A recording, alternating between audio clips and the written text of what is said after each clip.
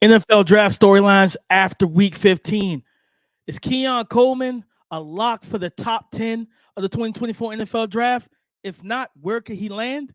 We'll talk about this and more coming up next. You are Locked On NFL Draft, your daily podcast covering the NFL Draft. Part of the Locked On Podcast Network, your team every day.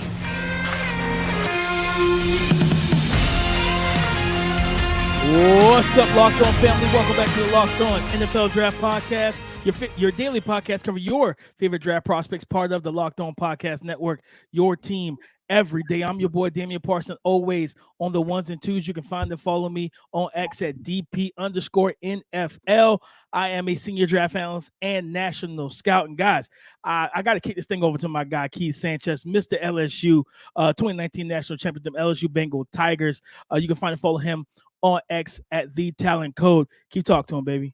What's up, Locked On family? This is Keith Sanchez, 2019 national champ with those LSU Bengal Tigers, man, here to bring you championship level content each and every day, 24/7, 365, man. I'm other side of this dynamic duo that we like to call the Locked On NFL Draft Podcast, where we talk everything college football. We talk everything NFL football. And like we like to say over here, it all starts with the NFL Draft. DP, let's get this thing going, man. Top of the storylines, right? We're talking draft storylines. Keon Coleman, man. Will the production result in him falling in the first round of the NFL draft? And if he does, what team does he go to? DP, then we're going to talk about this rookie report, man. There's some rookies balling, a couple running backs that I think we might get into. And then we're going to get into the locker room. Coach DP is making an appearance. Coach K is making an appearance. And we handing out the game balls for the best performances from this past weekend in NFL football. But DP, before we get that started, man, why don't you hit them with our title sponsor?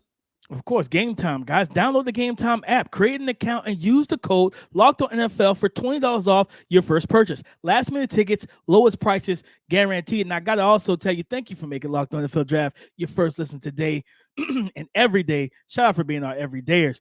But draft storylines. I know typically when you look at mock drafts, and I think, Keith, even when we've done mocks, it's been, 3 to 4 wide receivers inside the top 10. I started thinking about it. I said, man, I don't know how likely that is because you're going to have potentially at least three quarterbacks. I'm predicting at least three quarterbacks, right? Mm-hmm. 2 to 3, maybe 4 offensive tackles, right? You know, Joe Alt, Olu, J.C. Latham. We could see a Marius Mims or one of these other tackles leapfrog into the top 10 as well. Then I know a lot of people are a little bit down on the edge class. I do believe at least 1 or 2 of these edges are coming off the board inside the top 12 picks. So what does that mean? We may only get 2 wide receivers, Marvin Harrison Jr. and in my opinion, wide receiver 2 is Malik Neighbors. So what does that mean for Keon Coleman? To me, Keith, that means that he could slip down the board a bit, right? And I'm not saying slip into the 20s or 30, anything crazy like that. I was talking to one of my guys, and he said, man, I watched both of these dudes. You know, I watched the Florida State wide receivers recently. I was like, yeah, talk to me. And he was like, I feel like Johnny Wilson's a little bit more polished than Keon Coleman. I said, oh, that's interesting. That's interesting. You know what I'm saying? Okay. He's like, just Johnny Wilson has some drop issues where Keon Coleman has hands like suction cups. You know what I mean? He was like, he takes the ball out of the air with this aggressive mentality. So when I look at it, Keith, and I'm like, man, what if Keon Coleman was to slip? And what if he was to slip into the 15s, right? Into the teens? And depends on how everything goes. You still got a couple teams there, like the Falcons at 10, Vegas at 12, maybe Seattle at 13, the Saints at 14, teams that need quarterbacks. So we could see QB 4 or 5 come off the board there, which could push him down a little bit further. But I'm going to tell you a team that I thought about would be a great fit for his skill set. The Jacksonville Jaguars. Jacksonville Jaguars coming off that loss Sunday night to the Baltimore Ravens, Keith. We saw that this team, despite having, Christian Kirk's, I think, is on IR. Despite bringing in Calvin Ridley, they don't have a wide receiver 1. And that's just what it is right now. So I think if Keon Coleman was to slip, I think an ideal situation, Keith, would be the Jacksonville Jaguars, because that would give Trevor Lawrence that big body wide receiver that he hasn't had since Clemson, since T. Higgins, since pre-injury Justin Ross. Since those days, Keith, he hasn't had that big body guy that he can consistently trust. Yeah, well, I mean, I look at it right, and I'm looking at the Tankathon draft order, and you're talking about outside of the top 10. So in picks 11, let's go 11 through 20, right? Green Bay sitting at pick 11 right now, which we know for sure, DP. We know for sure they are not taking a first round wide receiver, right? Green Bay will not do it. They're not taking an offensive player in the first round unless it's a quarterback for Jordan Love, right? And to replace him. That's the only way that they're going offensive player in the first round. But man, you look at pick 12, you have the Las Vegas Raiders, pick 13, Seattle. I doubt it. The New Orleans Saints would be an interesting spot for a wide receiver like Keon Coleman, because this is the thing. Chris Olave is out there, right? And then they've gotten really good production from slot wide receivers. And if you haven't checked him out, he's one of the more explosive playmakers. Derek Carr has not been playing great football, so he hasn't been consistent. But check out this young guy, Rashid Shaheed. We talked about him in the preseason, Keith.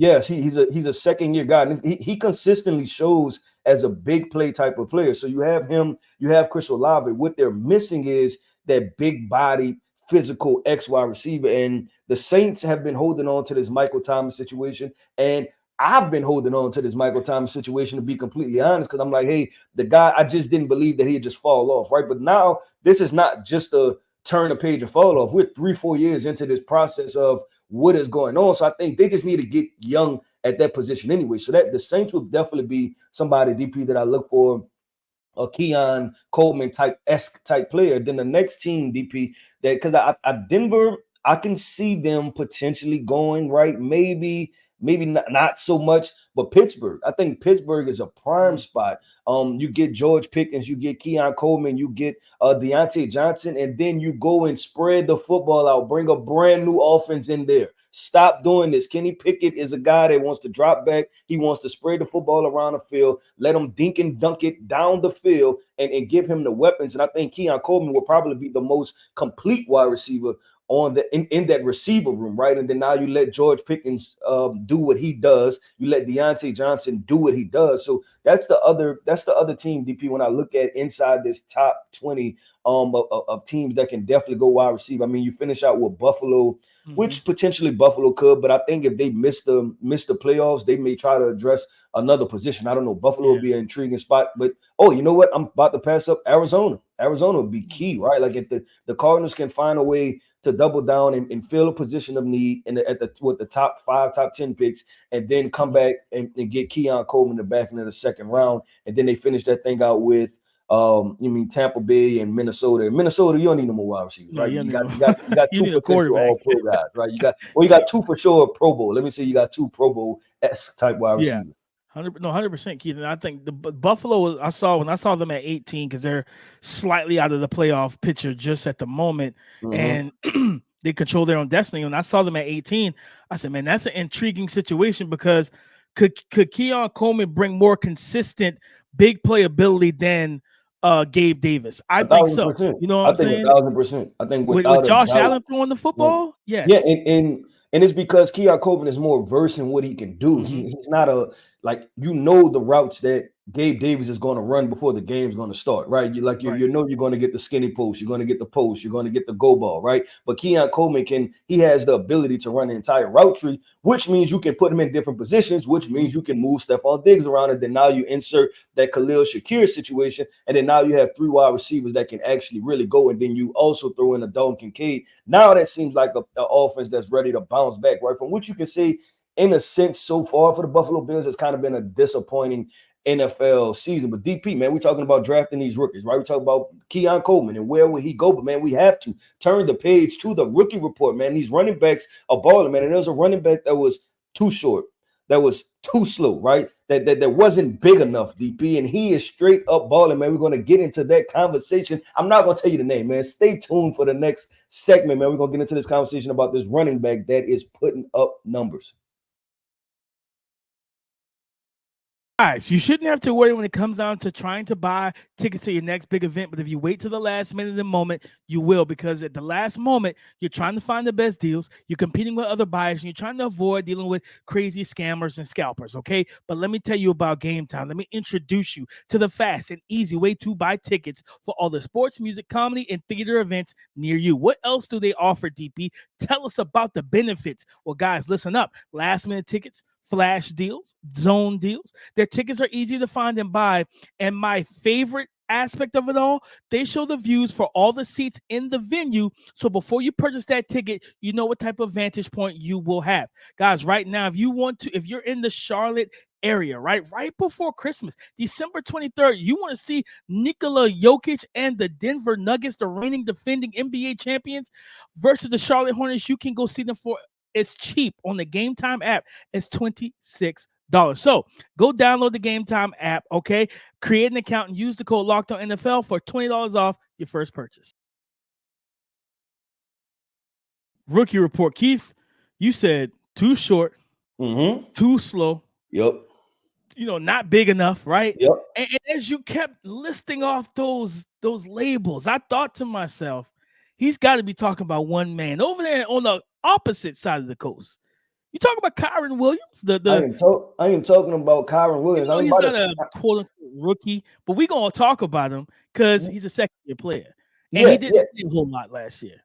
Yep, because he didn't do a whole lot, and that's why I wanted to talk, because throw him in this rookie report, right? Because we haven't had a whole lot of conversation about him, and I'm looking at the stats, right? And I'm looking at a guy that DP he's had 500-yard rushing games already, and that's not including an 88-yard rushing game. And when you look at the carries, DP, he's toting the rock 25 times, 20 times, 21 times, 25 times, 27 times, DP. And this is for a guy that is listed at 5'9", 195 pounds, toting the rock and being very productive for this Los Angeles Rams offense. And honestly, he's been that diamond in the rough type of find for them. He's been a great find for them. You would almost call him a draft gem. So I just wanted to give Kyren Williams his flowers. I know he's not necessarily a rookie, but I think this is his first year kind of really having the opportunity to perform, right? And this is a lot of people's first introduction. And then you talk about Kyren Williams, and I have to be honest, I was that guy, DP, that is too small. And you know what, DP, it wasn't even the size factor,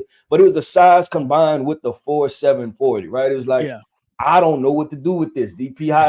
You know what I'm saying? Like, you're not that fast. You're kind of slow, right? You're not that big. I don't see the explosiveness. But, man, he's just a natural gifted football player. But that's why we always say over here, right, that film rules off, man. This is a guy that was productive. But sometimes when you let the measurables come too far into the evaluation, right, you miss the evaluation. And I think that's what a lot of people are seeing, because Kyren Williams is definitely balling right now.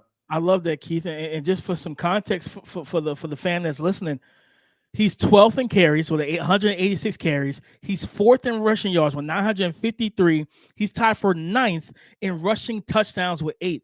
This young man is balling, and he was a 5th-round pick. Him and Puka Nacua, both 5th-round picks in consecutive drafts that the Rams had hit on. It's no more forget them picks. It's no more F them picks. It's, man, we need these picks. We need those day three picks, and they hit on them. Keith, I do gotta stick with running back, though. And this was a guy that we both loved coming out of college, right?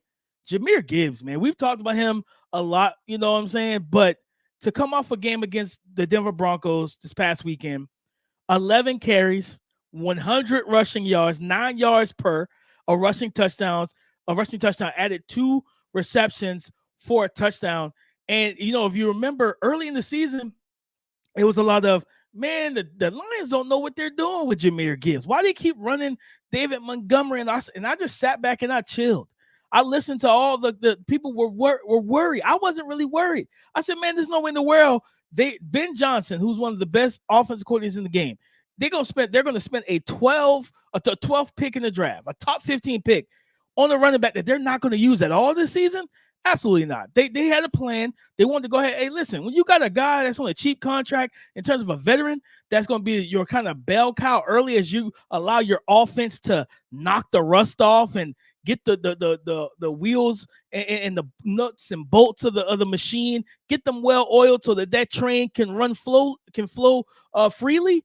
Yeah, you allow that to happen, man. But what we've seen, the big playability from Jahmyr Gibbs, the explosiveness, he doesn't have to touch the ball 30 times to make things happen, Keith. He's not a 3 yards in a cloud of dust running back. He's a man. If we don't cut off access points, he is going to hurt us. It's a one. It could be just like the college basketball rule. It's a one and done situation with Jahmyr Gibbs, because if you don't close him in, it could be 1 carry for 80. He has that type of speed.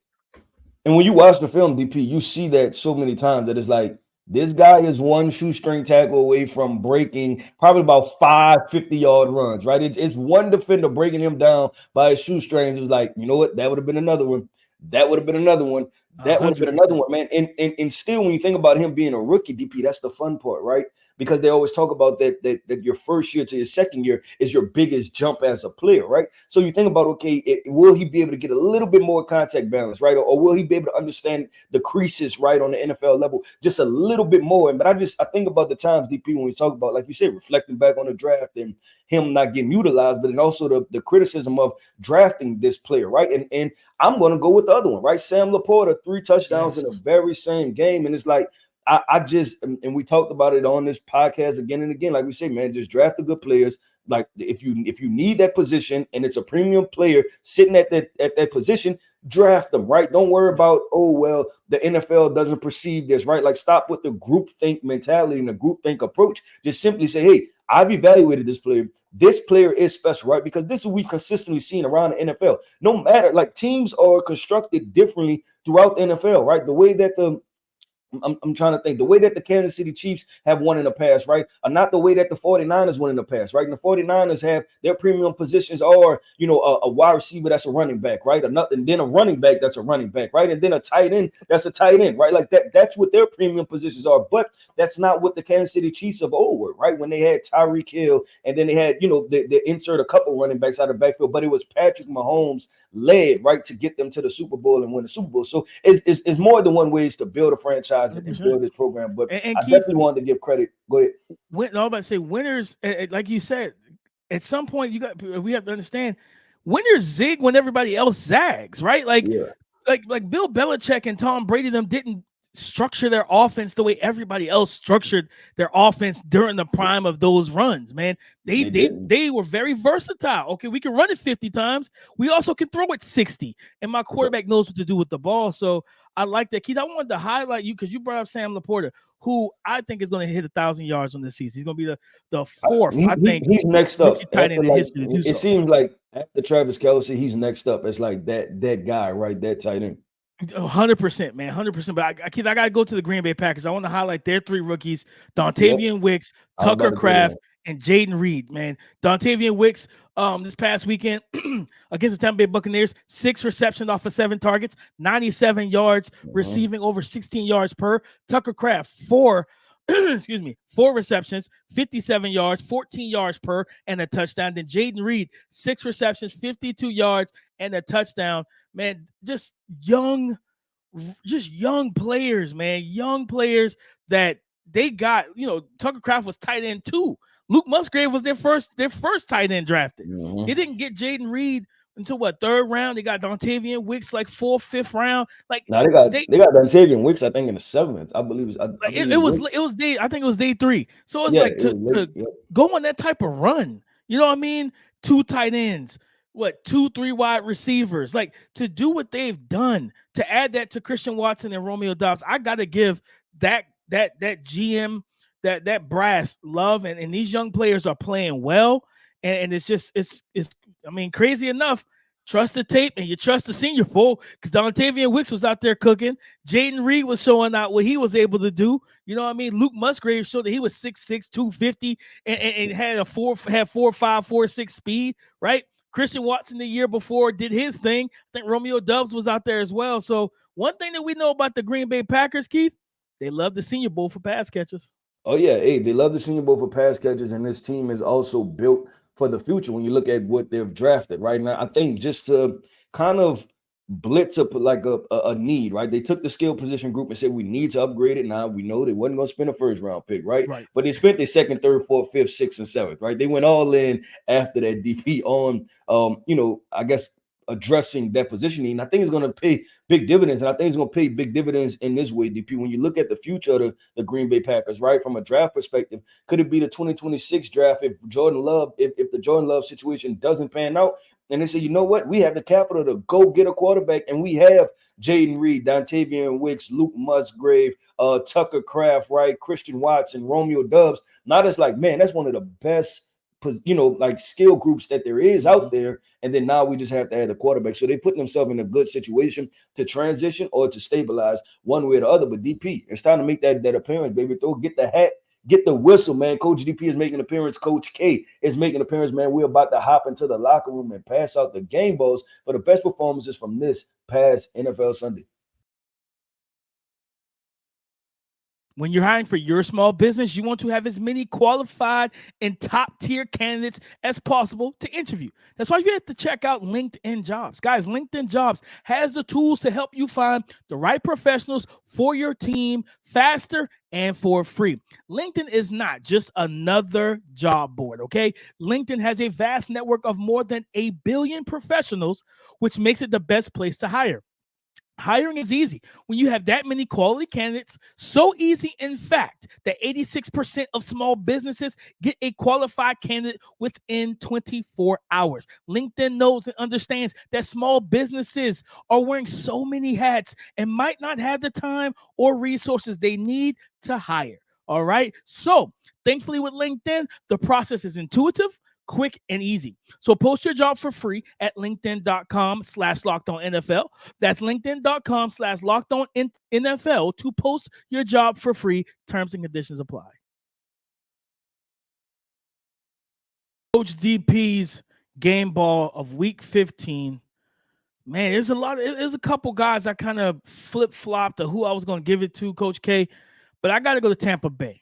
Baker Mayfield, 22 of 28, 381 yards passing, about 14 yards per attempt, 4 passing touchdowns, man, and just a quarterback rating, a passer rating of 158.3, which is basically perfect. You know what I mean? Like, he just played high-level football. We talked about him a couple weeks ago. Like, man, what do you do with him if you're Tampa Bay? Do you re-sign him? Do you draft a guy? You know what I mean? Because at the time, it looked like they were going to have a top 15 pick. Well, they've won back-to-back weeks, and they're kind of almost ushered themselves and almost solidified themselves as the king of the NFC South to win that division and and host a playoff game in January. And if that happens, Baker Mayfield at least gets another year on the leash for them in 2024, and they can still draft somebody day 2 to sit behind them. But I want to give my game ball to Baker Mayfield, man. He's playing good football. He's having a resurgent career after what happened last year with Matt Rule and then that just kind of toxic environment with the Carolina Panthers. I got to give love to Baker Mayfield. I like that, DP. And we'll see how that thing continues to go, as this is the Locked On NFL Draft podcast. And all the Tampa Bay Bucks going to put themselves in position to draft a quarterback early on, or they're going to wait, right, and then try to draft a quarterback later with Baker Mayfield giving them potentially another year. We'll see how that thing plays out, because the NFC South is so bad, DP, that the Bucks, the Saints, the Falcons, they all in play, right, to try to win NFC South this year. But DP, man, I'm going to jump in the locker room. I'm going to hand my game ball off to James Cook, running back for the Buffalo Bills, man. 25 carries for 179 yards. Yes, that is an average of 7.2 yards, man. A rushing touchdown, but then also this. He did it in a pass game, right? 2 catches, for 42 yards and another touchdown. And listen, the Buffalo Bills blew the Dallas Cowboys out, right? Dallas went up there and they beat them. They beat them bad, right? They blew them out. But this was the crazy part, DP. Josh Allen, I think, had less than 100 yards passing, right? So that's why I want to give the game ball to James Cook, because it was running with the mentality, right? It was what we've always, or I know I'll take ownership of this, what I've been critical of the Buffalo Bills about, and that's establishing a run game identity, right? Playing outside football, you being an outside team and being able to run the football when we get into late December, when we get into early January, right? And having a physical temperament, a violent temperament, and a violent style of play, man. And I think that they were able to just kind of showcase that against probably the hottest team in the NFL, the Dallas Cowboys, after they're coming off a big win against Philadelphia. So, man, I think it was just a really good showing for the Buffalo Bills. And what you want is, hey, we make this play, we get into the playoffs, we can go anywhere and we can beat people. And they say defense and the run game travels. Well, guess what? We played pretty solid defense yesterday. Well, a couple of days ago, and then we had a pretty good run game behind James Cook. So I want to give my game ball to James Cook. I love that, Keith. And crazy enough, he's not, we talk about solid, same thing with Kyrie Williams. He's listed at 5'11", 190 pounds, and he was running behind his pads. He was running with physicality, with power, moving the pile. He was running with leg drive, but his run tempo and patience, like just I remember, our colleague over at Locked On Bills. I remember being in the car with Joe last year, heading to the SEC championship weekend. He was like, "Man, DP, tell me, what's your thoughts on James Cook?" I said, "Listen, they never fed him the rock at Georgia, so he doesn't have a ton of reps running the football. So like." As quick as his body moves, I said his processing is a little bit behind because he hasn't had the reps. Once he gets the reps and once the game slows down and he starts moving at the speed of his actual frame and his body and skill set, you're going to see performances like we saw this past weekend, Keith. And right now, Keith, he's second in the league in rushing yards with 968 behind Christian McCaffrey. They got to get his touchdowns up. He only got 2 rushing touchdowns. Josh Allen, let this man get his touchdowns when y'all get inside the 5. Stop stealing that man touchdowns, man. But I like that, Keith, because at the end of the day, this is what they need. This is what we've criticized them on being more of a kind of the Rams, right? The greatest show on turf. It's like, but you're not playing in the dome. You're playing in Buffalo. Like, you need to be able to embrace and not allow what the Cincinnati Bengals did to you in the playoffs this past season, the last playoffs. You need to be able to do that to somebody else. And I think that they're heading in that direction now, leaning on the run game. And they just told Superman finally for once. They say, Superman, nah, that's cool. Don't go in the phone booth. Don't change out of your suit. Just be Clark Kent. Okay, Josh Allen? Just be Clark Kent. You're good. We don't need you to throw for 400 a day. We don't even need you to throw for 100 because we're going to do the rest. We got playmakers that can make the plays. James Cook, man, listen, I don't know how this season's going to end for the Buffalo Bills. Hopefully they make it into the playoffs, but I want to see more of James Cook toting the rock.